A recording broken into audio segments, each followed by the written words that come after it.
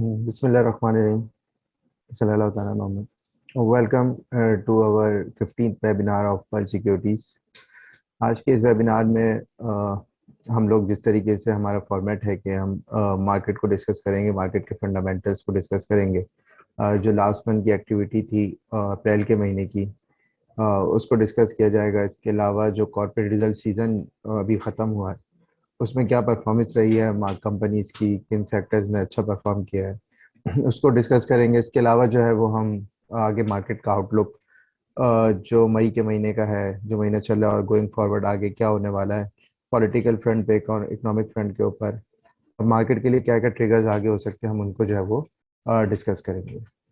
तो स्टार्ट करते हैं। सबसे पहले अगर हम अप्रैल के महीने के अंदर देखें मार्केट की हाईलाइट, तो जो कि पॉलिटिकल इवेंट्स थे, जिसके अंदर रशिया यूक्रेन कॉन्फ्लिक्ट था मेजर, जिसने इंटरनेशनल मार्केट्स को भी जो है काफ़ी डिस्टर्ब रखा है। इसके अलावा लोकल मार्केट के ऊपर भी हमारी इसका इम्पैक्ट नज़र आया हमें, इन टर्म्स ऑफ जो कमोडिटी प्राइसेस हैं, कि कमोडिटी प्राइसेस फिलहाल नीचे नहीं आ रहे। इसके अलावा जो है वो फूड प्राइसेस भी हमने देखा कि जो है वो इंटरनेशनली भी बढ़े हैं, और लोकल फ्रंट के ऊपर भी इन्फ्लेशनरी प्रेशर जो है वो देखा गया है।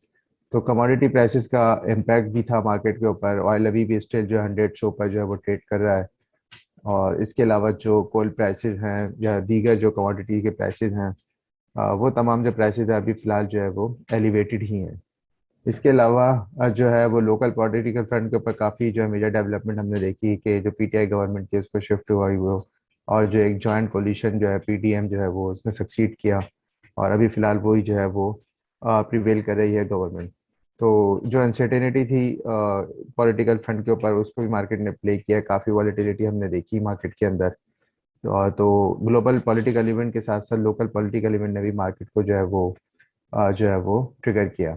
इसके अलावा इकोनॉमिक इवेंट्स में देखा जाए तो सबसे मेजर चीज़ जो थी वो आईएमएफ के हवाले से थी। अब जो नई गवर्नमेंट आई है उसने आईएमएफ के साथ डिस्कशंस जो है वो जो लास्ट मीटिंग हुई है उसके अंदर ये कि इन्होंने रिक्वेस्ट की है कि जो लोन साइज है प्रोग्राम का उसको इंक्रीज किया जाए, 6 बिलियन से 8 बिलियन के ऊपर लेके कहा जाए, और इसके अलावा जो है वो एक साल के लिए प्रोग्राम की एक्सटेंशन भी की जाए। इसके अलावा जो है वो इन्फ्लेशन के नंबर्स आए थे, 13.4% इन्फ्लेशन अप्रैल के महीने का था। मार्केट एक्सपेक्टेशन से ज़्यादा था। लास्ट मंथ ये तकरीबन 12.4% के करीब था मार्च के अंदर।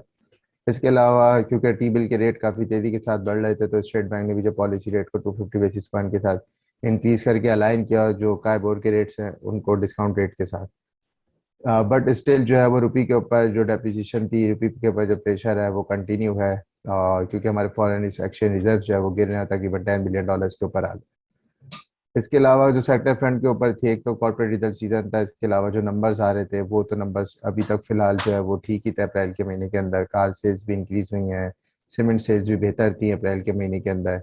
इसके अलावा एलएसएम के भी जो नंबर्स आए उसके अंदर भी हमने 7% का इंक्रीज देखा। तो ओवरऑल जो है वो मार्केट परफॉर्मेंस रिलेटिवली वॉलेटाइल जरूर थी, बट स्टिल जो है मार्केट ने वॉल्यूम वाइज काफ़ी अच्छी एक्टिविटी हमने देखी। 40% मंथ ऑन मंथ इंक्रीज है वॉल्यूम के अंदर। इसके अलावा जो इंडेक्स भी तकरीबन 321 पॉइंट जो है वो इंक्रीज किया, और उस पर क्लोज हुआ 45,000 के लेवल के ऊपर। आगे चलते हैं और मार्केट की परफॉर्मेंस को फर्दर जो है वो डिटेल में देखते हैं। ट्रेडिंग वैल्यू देख सकते हैं, जो है वो इंक्रीज हुई है अप्रैल के महीने के अंदर, $45 मिलियन के करीब आई है। इसके अलावा जो है वो ऑल शेयर वॉल्यूम्स भी जो है वो उसके अंदर हमने देखा कि तकरीबन $290 मिलियन के ऑल शेयर वॉल्यूम जो है तकरीबन 290 मिलियन शेयर्स के करीब का काम हुआ है, जो कि पिछले 4-5 महीनों से ज़्यादा है। तो वॉल्यूम वाइज एक्टिविटी बेहतर रही है। ट्रेडिंग वैल्यू भी जो है वो उसके अंदर हमने इंक्रीज देखा है।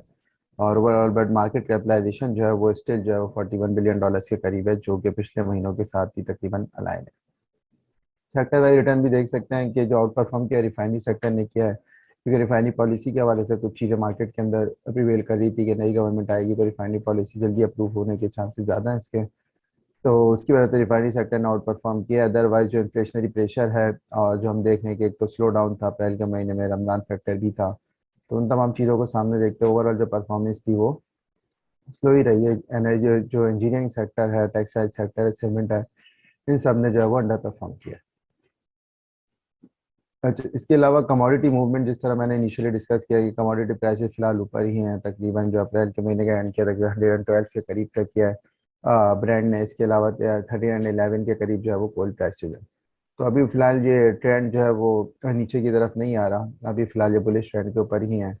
और गोइंग फॉरवर्ड अगर ये चीज़ चेंज होती है, ऑयल पैसे नीचे आते हैं, तो वो एक ना सिर्फ पाकिस्तानी मार्केट के लिए बल्कि ग्लोबल मार्केट के लिए भी एक बड़ा ट्रिगर होगा। इकोनॉमी की तरफ आते हैं।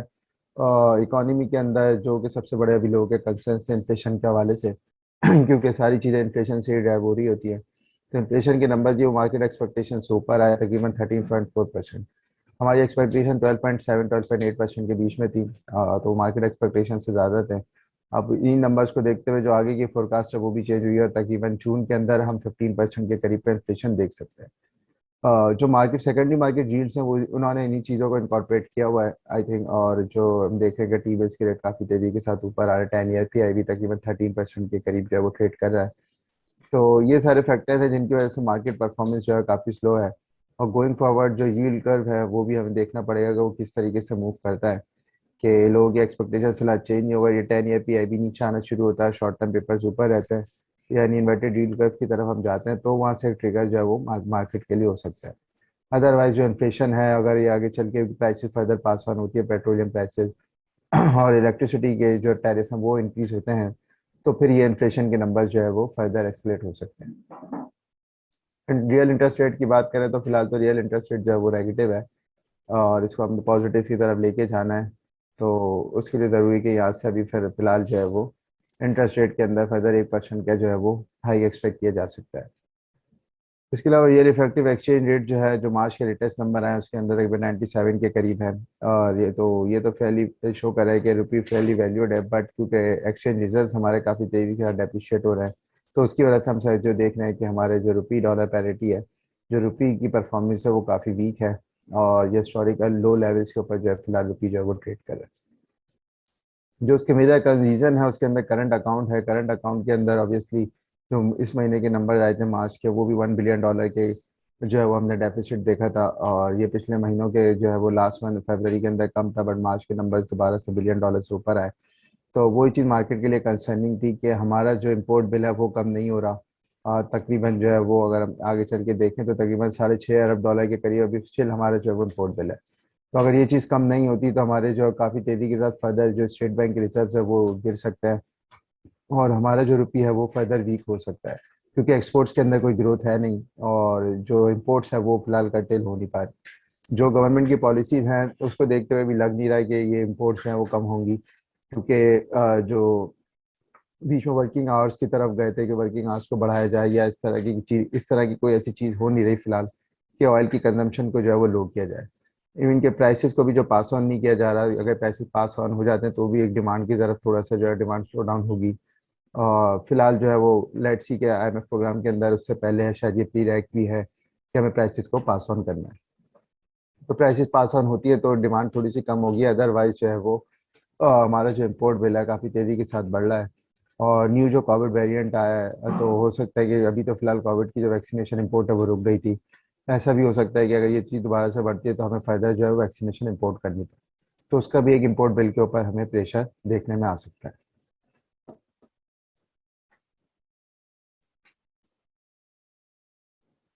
इसके अलावा जो है वो अगर इसका ब्रेकअप भी देखा जाए इम्पोर्ट्स का, जो मार्च के महीने के अंदर आया है, तो उसके अंदर देखा जा सकता है कि हमारे जो पेट्रोलियम इम्पोर्ट्स हैं वो काफ़ी ज़्यादा हैं।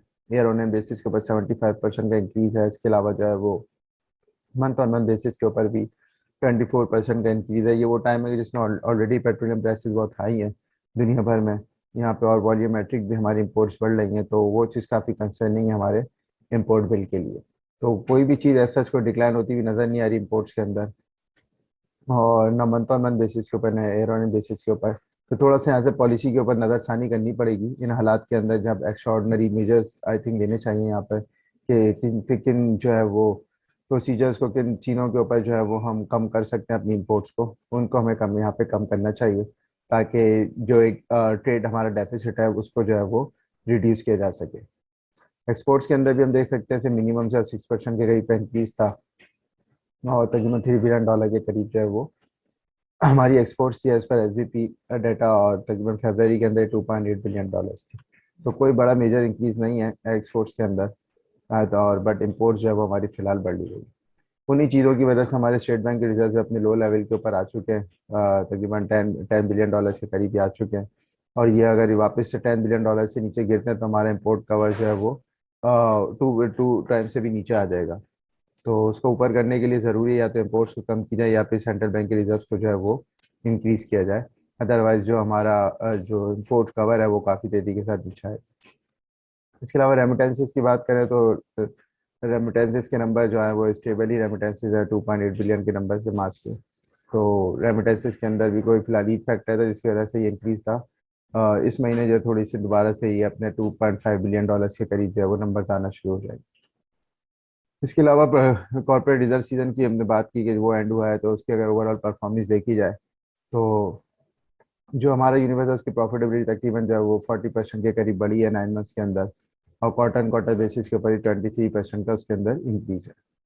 इसको फर्दर ड्रिल करें तो ईएनपी सेक्टर की परफॉर्मेंस काफ़ी अच्छी थी, 60% का उसके अंदर इंक्रीज है प्रॉफिट्स के अंदर।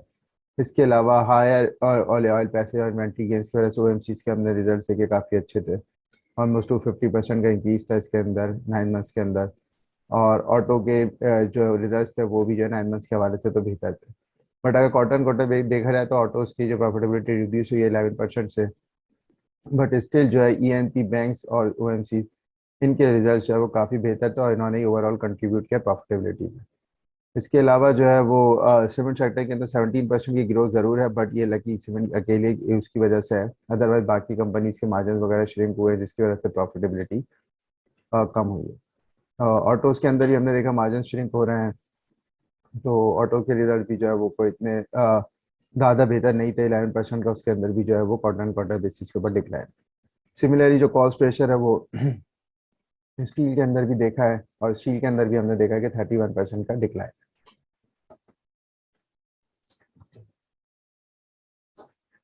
ईएनपी की तरफ आए तो ईएनपी सेक्टर की प्रॉफिटेबिलिटी के अंदर तकरीबन जो है वो 59% का इंक्रीज है 9 मंथ्स के अंदर। इसके अलावा क्वार्टर बेसिस के ऊपर भी जिस तरह मैंने बताया कि 26% का इंक्रीज है। ओवरऑल सभी कंपनी ने अच्छा परफॉर्म किया है। वो जो डीसीपी पीएल पीओएल सबकी परफॉर्मेंस बहुत अच्छी है, और क्वार्टर बेसिस के ऊपर भी और ईयर ऑन ईयर बेसिस के ऊपर भी। इसके अलावा बैंक्स की बात करें तो बैंक्स के रिजल्ट्स भी जो है वो काफ़ी बेहतर थे। अब बैंक्स के अंदर भी ऑलमोस्ट सभी बैंक्स ने जो है वो क्वार्टरली बेसिस के ऊपर भी अच्छा परफॉर्म किया। 22% का ओवरऑल इंक्रीज है। जो 9 मंथ्स के अंदर अभी जो देखा जाए तो उसके अंदर भी जो हमें इंक्रीज नज़र आ रहा है। ओएमसीज की पे आते हैं तो ओएमसीज के अंदर भी जो है वो हमने जैसे हमने बताया कि काफ़ी अच्छे रिजल्ट थे इस दफ़ा ओएमसीज के। पीएसओ के अंदर आप देख सकते हैं प्रॉफिटेबिलिटी तकरीबन 250% के ऊपर बढ़ी है। अटक पेट्रोलियम की भी जो 200% से ऊपर है। क्वार्टर बेसिस के ऊपर ये 50% से ऊपर का इंक्रीज आया है। मेजर रीजन जो था वो ग्रॉस मार्जिन के इंक्रीज की वजह से था, उसकी वजह से जो है वो इनके रिजल्ट जो है वो काफ़ी बेहतर थे।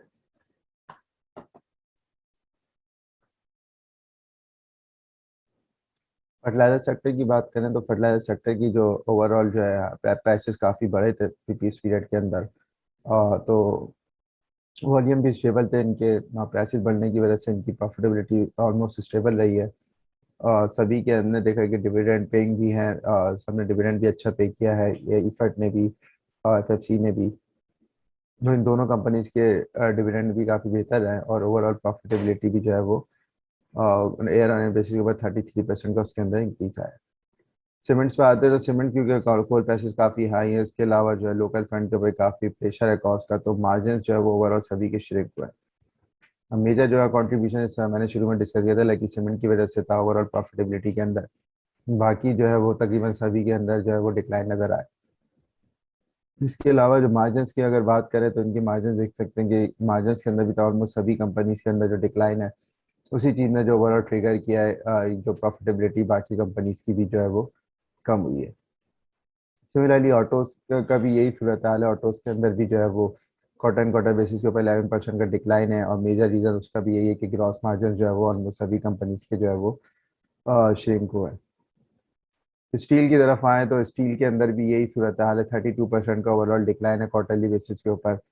और जो इस तरह जो कॉस्ट है ओवरऑल जो रॉ मटेरियल की प्राइसेस बढ़ रहे हैं और रुपी डेप्रिसिएशन है, तो उसकी वजह से ओवरऑल कॉस्ट ऑफ गुड्स और इन सब की बढ़ी है, और इसी चीज़ ने जो है वो प्रॉफिटेबिलिटी को भी हिट किया है।